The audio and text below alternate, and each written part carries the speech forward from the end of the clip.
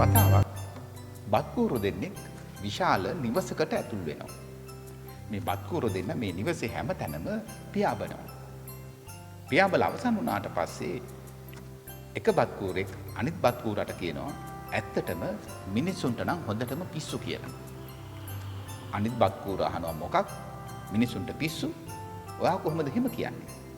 අර බත්කූර යාගේ අත්තටු සල්ලා අනිත් බත්කූරට කියනවා දැන් බලන්න මේ මිනිස්සු විශාල මුදලක් වියදම් කරලා ලස්සන වහලවල් හදලා සෙවිලින් ගහලා ලයිට් දාලා ලොකු වියදමක් කරලා ඒ ඔක්කොම හදලා මහ පොළවේ ඇවිදිනවානේ කියලා.